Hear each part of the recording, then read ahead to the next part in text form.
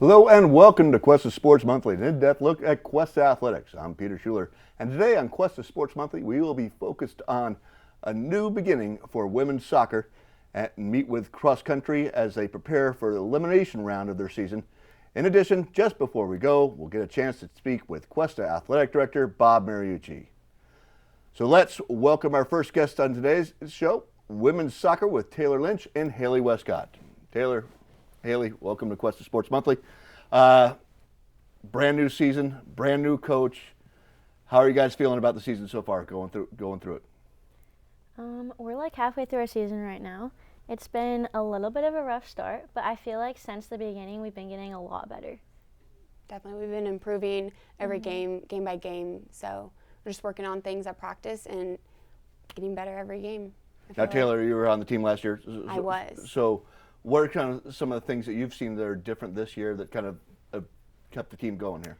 I feel like there's a lot of things, but then I would say more like the team bonding. We're kind of connecting more so on the field this year, and I just feel like also with coaching, just new coaching style, just competitive, and it's just a little bit of a different thing, but we're doing good. Mm-hmm. Now, do you feel like as a sophomore coming back, you're kind of more comfortable than the other players, or are you kind of taking that leadership role? Yes, I'm taking that leadership role as best as I can. It's being a sophomore, it's a little bit more of like I am used more comfortable, but it's still like new coaches, new team. It's still like competitive. I still gotta earn my spot. Yeah, you have to explain to the coaches that sometimes this is how we did it last year type thing, or you just Kinda. There's some times, but then it's just I don't even bring it up sometimes. I let them do their job. Well, definitely on the road, you say, well, we used to hear Yes, that yes. kind of stuff. You have the Little lay of the things. land a little bit. Yeah, and we have at some places that we stopped last year. So yeah. Now, Hailey, last year you were at Belmont. I was. Back east in Tennessee. Yeah, in Tennessee. So Very different. So I mean, but you grew up in California, in the Bay Area. Mm-hmm. What was it that took you to Belmont, and Yeah. what brought you back? Well, I was super interested in going out of state for a long time. That's what my goal was. I was I want to go play soccer out of state. And so when I had the chance, I was I might as well just take it. So I went out, and it was fine. It just wasn't my favorite. I loved Nashville. It was right in the middle of Nashville, and I think that's a really cool area. I just didn't love the school for myself, and I was I'm really far from home, and if I'm not loving it here, I might as well just go back and have fun playing soccer. So now I'm back here, and I've really been liking it. So you kind of like hiking and stuff like that? Were you planning to hike the Smoky Mountains? And Yeah, a lot of things I didn't get to do. You didn't get to do It's that? okay. Yeah. Well, we got the Seven Sisters here. Yeah. You guys been climbing those at all? That's good training, right? Yeah. Yeah, we need to. We haven't yet. We should do We've a been team trying to do thing. a team bonding thing, but got to get Yeah. everyone on board. Yeah. Now you're from not Nashville, but Little Nashville. Me? Yeah. No. Bakersfield? Oh yes, yes That's I am. the nickname yes, for that the Valley. area. So, by the way, your hometown is considered Little Nashville because of Really? the country music scene that used to be there. Okay, yeah. I mean, yeah, I guess it makes a little sense. Big country, little, yeah.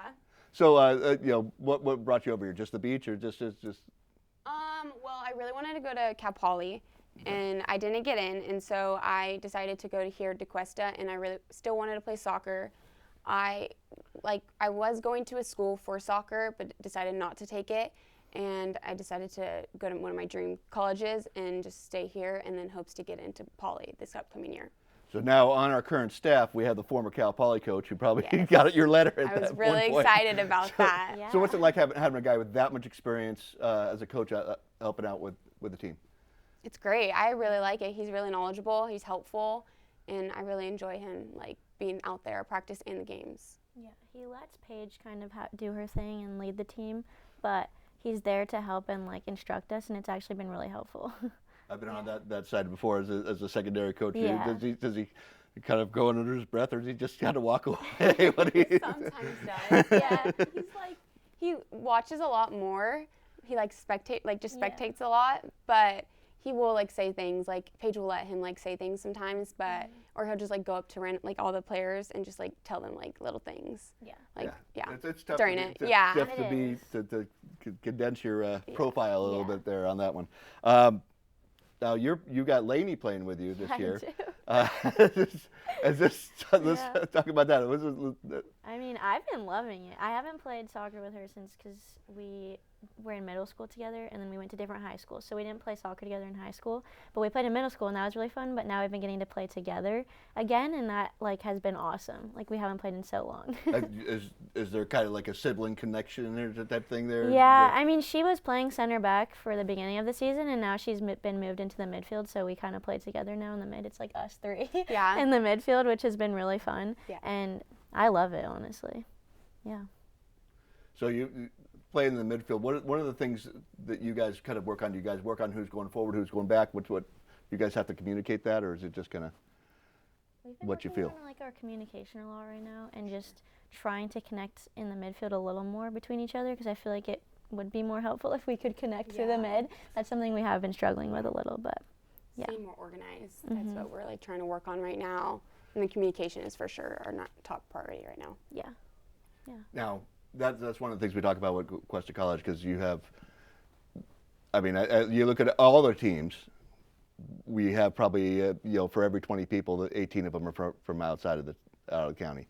Has that been a factor for you guys? Or are you guys pretty much, you're talking about the team bonding. How are you guys dealing with people coming from 20 different styles of play? And that just kind of up to the coaches, or you guys kind of working on through that as a group? I mean, I feel like it goes both, like the coaches is like that's one part, and then also like as a team we all been working on it, because like a lot of these players, they've known each other or like around here, or they know of each other and know how they play because they played them through like high school. And so, but we just like work on it, and then kind of just, everyone has different styles though, so that's just like every team. Yeah. But we just work through it. Well, so yeah, so that's one of those. So that's kind of one of those things that you really like about this team, is just it's not the same people from high school. Yes. Yeah. Totally. So, do you guys have like a pre-game routine to kind of get the team together, or anything like that? What do you guys do to get that team together? With so many different personalities, from so many different experiences, do you guys kind of, you talk about team bonding? What are the things you do with this on the pitch that's? No, we'll do like before games. Sometimes we'll have like one of our players. She likes to start like what is it called? The flow. Is that it's like you get in, like you do your breathing, like you know what I'm talking about. We do like to do our meditation. Little We have a little meditation. meditation moment before every game. So we all sit in a circle, and one of our players, her name's Susanna, she like leads us through it, and we all just like close our eyes, and we're mentally like focusing on what's going to happen in the game. Yeah, just visualize. And then also like we always like talk in a like circle, and like what we're going to work on, and like what we're going to do good and like in the game. I like that. I think that's a perfect thing Yeah. to do. Just kind of cleanse it and come out fresh. Just have and some do that. goals. Okay. Yeah. Well, what do you guys have for your expectations for the rest of the season? I'm hoping we do a lot better, honestly. Yeah. I feel like it's coming for us. Like, we're getting there. I feel like it's finally getting there. Yes. So, second half of the season should go a lot better. All right. Well, we hope to see you out there. We thank Taylor Lynch and Hailey Westcott for joining us here on Cuesta Sports Monthly. When we come up, more Cuesta Sports when Cuesta Sports Monthly returns.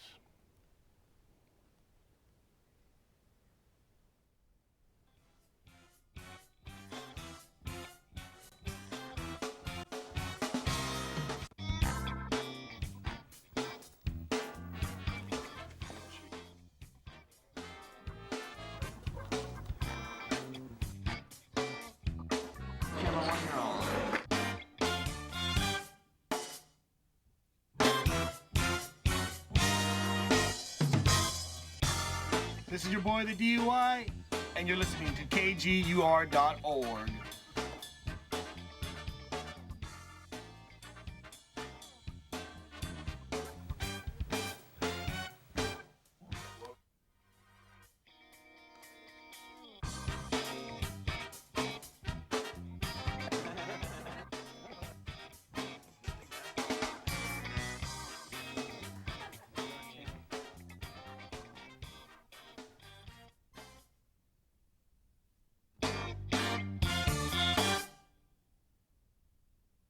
We're back on campus with cross-country runners Anthony Frere and Sophia Esparza Perez. Welcome, Anthony. Welcome, Sophia. Season's getting down to the wire right now. You guys are conference regionals, state, the big three.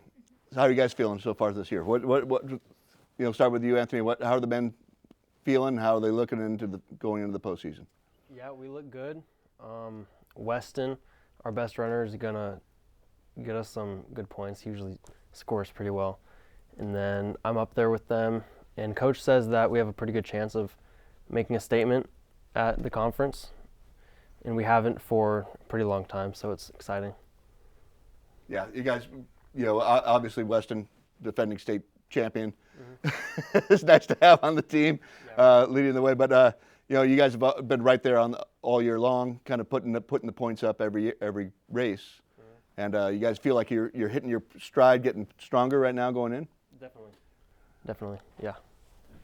Now, Sophia, with the women's team, it's a little bit different. You guys don't have any room for error. Yeah.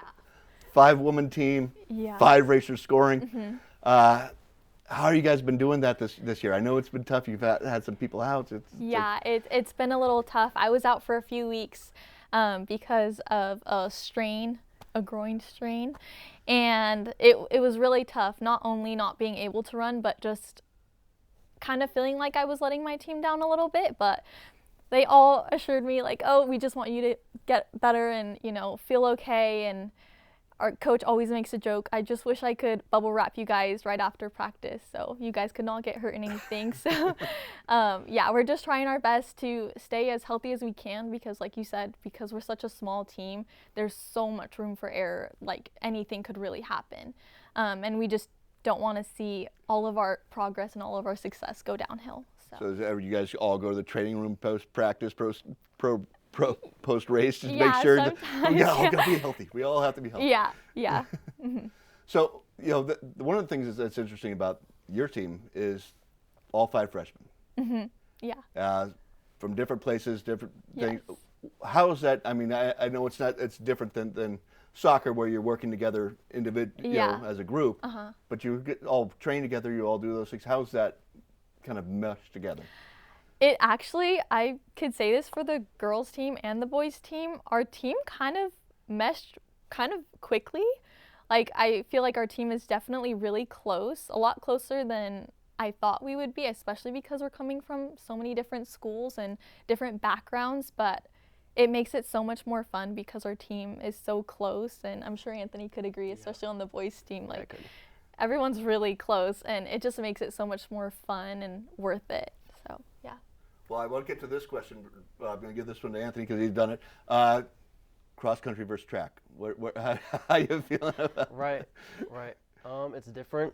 Cross country is a little bit more.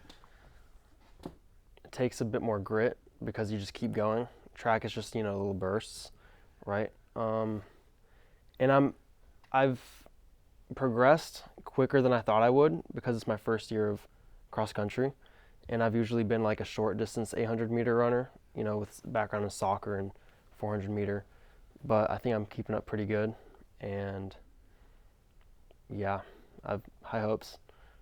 Now this is your first season at cross country, but I gotta be honest. I'm just gonna say you got the biggest guns out there every time I see. He doesn't look like a cross country runner. I know you're into fitness, but what are some of the other sports that you've done besides just cross country and track? Soccer, flag football when I was 8. Not much. Soccer was kind of my life from like age 5 to 17. That's kind of tougher when you came here, knowing that there was not going to be a men's soccer team here. Yeah, and I kind of went with my skill set. I felt like I was better at running than soccer because so many people are technically better than me. So I was like, if I wanted to have a chance at going far in a sport, I just chose track. Now, are you going to be ready for track in the spring too? Yeah, I hope so. All of the coaches say that it's an even bigger team, so it's even more fun, and there's just more room to make friends and, just kind of have a bigger family than the cross-country family that we have. So now, you competed locally at a local high school, Napomo High School. Did you do track there? What? Yeah, I did cross-country for 4 years, all 4 years of high school, and then I did track and field for the 3 of the 4 years of high school. So, yeah. So what's better for you? What's more Cross fun? country. Cross country. Cross more fun. country. Wow. Yeah.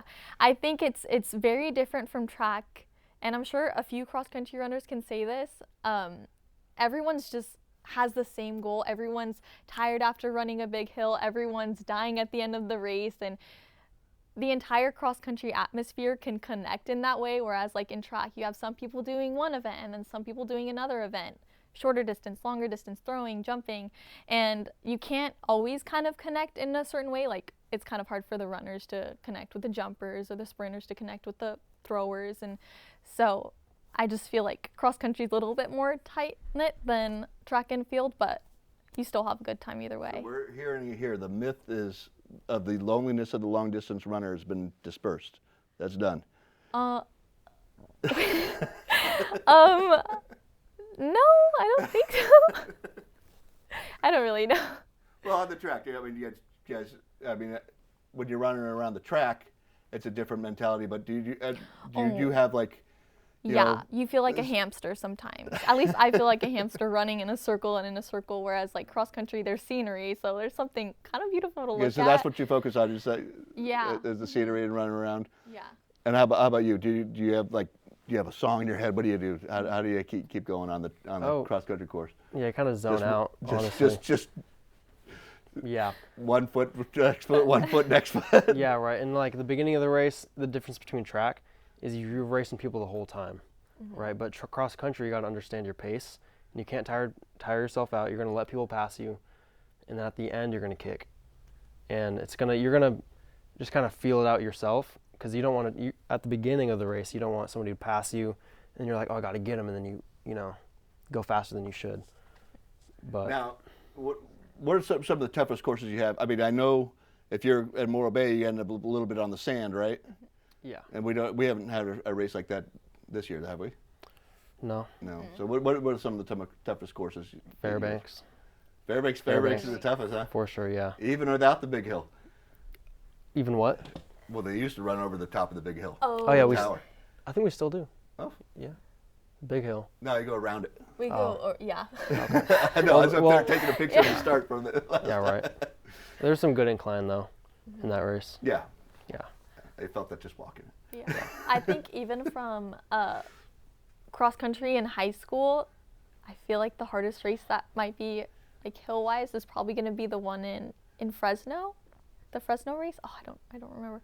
Woodward Park. Woodward Park. Woodward Woodward Park, Park. the very That one's a famous tough Woodward one. Park. So we're gonna have that for state. We're gonna be running that for state, and that's gonna be a tough one. States have been hosted there every year except for 1 year here in the last 30 years.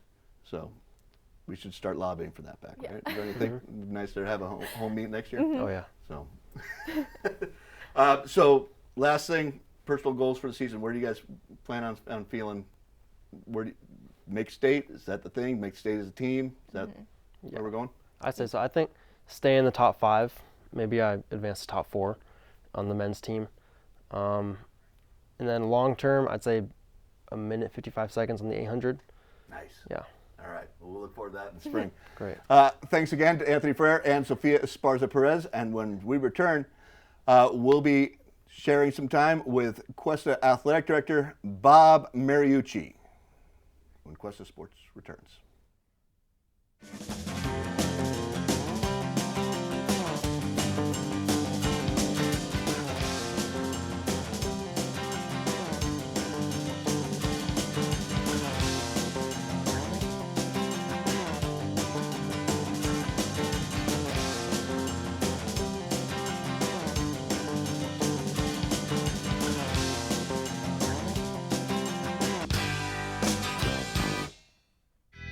This program is produced by Cuesta Broadcasting. Start your radio, TV, and film career at Cuesta College. Well, welcome back to Cuesta Sports Monthly, and we are very pleased to welcome Cuesta Athletic Director Bob Mariucci. Bob, welcome back to Cuesta Sports Monthly. It's kind of our annual trip. Thanks for having me. Busy time, but a good time to talk sports, I guess. Okay, so what's the big thing on your mind right now for sports? Well, when you look at it right now, your fall sports are mid-season and getting ready for playoffs, and then basketball starting next week, and so it's kind of a time where the transition with adding the men's and women's basketball gets kind of busy with that. But all been off to a good start, and like I said, kind of late October here, and looking forward to the fall teams going into their playoff season. So. Yeah, we just talked about cross country going into conference this week, and then they have regionals and state. Soccer's coming down towards the end of the season, and right now wrestling's just vamping up. We got the Meathead Movers coming up. Pretty excited about that. Yeah, the gym becomes a small town at that point. Kind of that. Yeah, that annual Meathead Movers Wrestling Invitational, probably one of the best in the state this weekend. And our wrestling team from last year too, just the success that we had, two kids in the state finals, so it's been a positive year so far for them as well. But like you said, men's and women's water polo and all our sports are just doing fantastic right now. So it's kind of gets exciting about when they get to their playoff times and see how far we can make a run. So yeah, everybody's kind of full swing right now, and then we got the basketball coming up, and kind of getting excited about that a little bit. New coach on the men's side, and Casey Blair getting his feet under him last couple of years, going to playoffs. So, well, you turn that calendar from October to November, and whoa, there's basketball games right in there next Friday, November 1st. But Jamani Barber is our new men's basketball coach, and he's done a great job. He kind of came in late, but has a good group of kids right now, and so I'm excited for him and that team. And like you said, another new coach was Paige Johnson with the women's soccer team, and she has done a great job. You interviewed soccer earlier, just kind of revitalized that a little bit and some excitement. But she was formerly at Cal Poly. Alex Crozier is the assistant coach, so he came over with her a little bit. So it's been two great new coaches, young and just getting their first time with head coaching experience and doing a fabulous job so far. So now, let's talk about some of those teams. We're talking about getting towards the end of the season for some of those fall sports. Cross country getting in there. Soccer's got a few more games. Volleyball's got a few more games. Water polo, both teams looking like they're in the top 10 right now. What do you think about the water polo and them getting ready for the playoffs? Cross country's, we have Weston Grinnell's coming back. So what's kind of got you going? What's the sport that you're looking forward to seeing in the fall? Remember, I was a wrestler, remember? No, but I'll say something about the water polos. Rachel Grutzmacher Frere is doing a fabulous job. Rachel, she just got married. Yeah. But Rachel and Greg, they have high expectations for those two teams. I mean, Rachel's done a fabulous job this year with being ranked in the state as well as a man. So, I look forward to those playoffs as well as everything else. But I thought the water polo has done a fabulous job this year. So, it's nice to see the women's team doing so well. And volleyball is fun to watch. I mean, I've enjoyed the women's volleyball team. It's a tough conference, I tell you that. Every night it's a tough matchup, but they've been doing great too. So yeah, it's a 7-team conference, and there's usually 4 or 5 of them that are battling for a playoff spot. Yeah. And we may be in there, but we're going to have to finish strong to get But they play hard. That's the thing. Every game, it's a competitive game, and like I said, probably one of the tougher conferences in the state. But Whitney's done a great job with that. So, yeah, fall sports. There you go. Yeah, then of course with soccer, and they're doing well too with cross country. So yeah, everybody's been a great transition there with Paige Johnson, and you can see with Taylor and Hailey here earlier. Yeah. One of the things we've been talking about has been kind of a new sport. We've been talking about there's so many new sports that seem to be popping up right now. We just added beach volleyball from 2 years ago. There's talk about flag football, and then women's wrestling coming up in the world. Where are we sitting on that one right now? Well, hopefully there's obviously an interest for women's wrestling.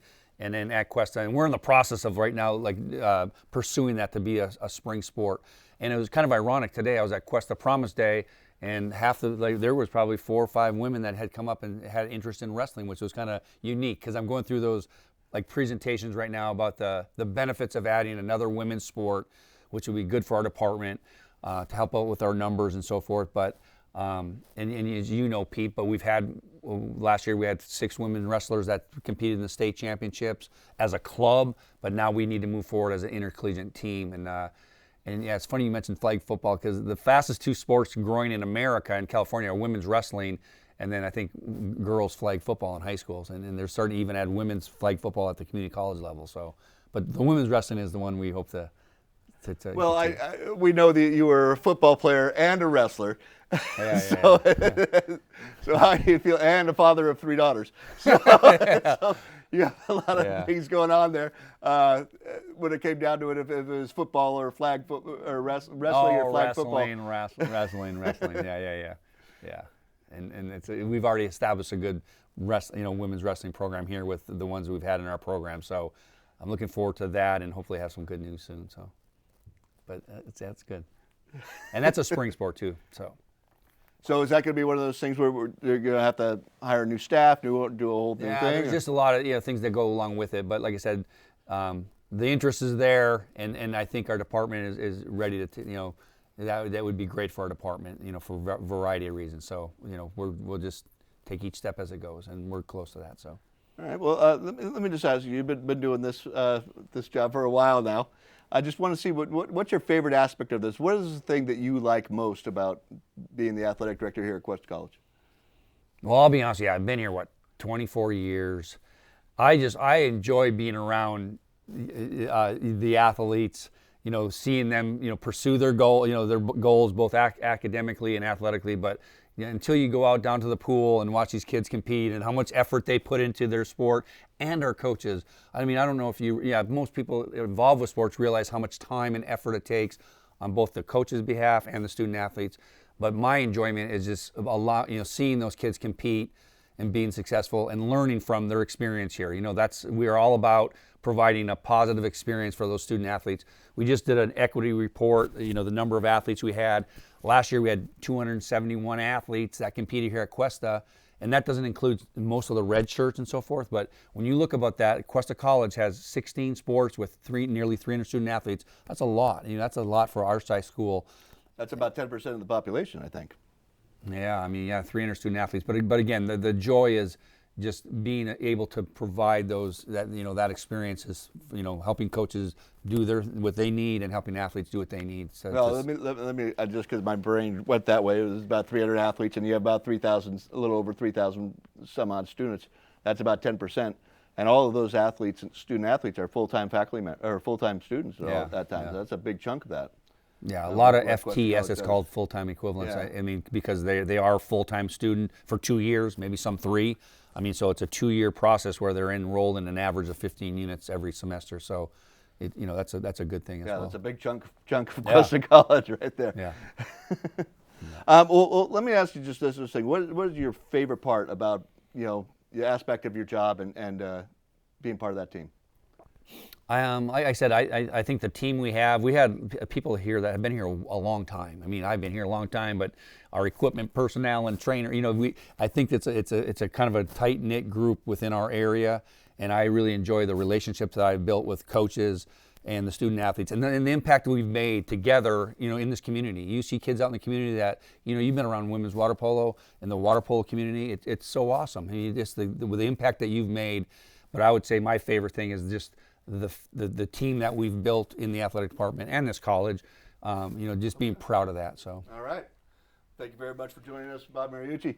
That concludes this episode of Cuesta Sports Monthly. We'd like to thank today's guests, Anthony Frere, Sophia, Esparza, Perez, Hailey, Westcott, and, of course, Bob Mariucci. Remember to stay up to date with your Cuesta College athletics at the Cuesta Athletic website at cuestaathletics.com. This show is produced at Cuesta College by the Cuesta Film, Television, and Electronic Media Department. I'm Peter Schuler, and from all of us here at Cuesta College, thank you for joining us, and thank you for your support of Cuesta Athletics.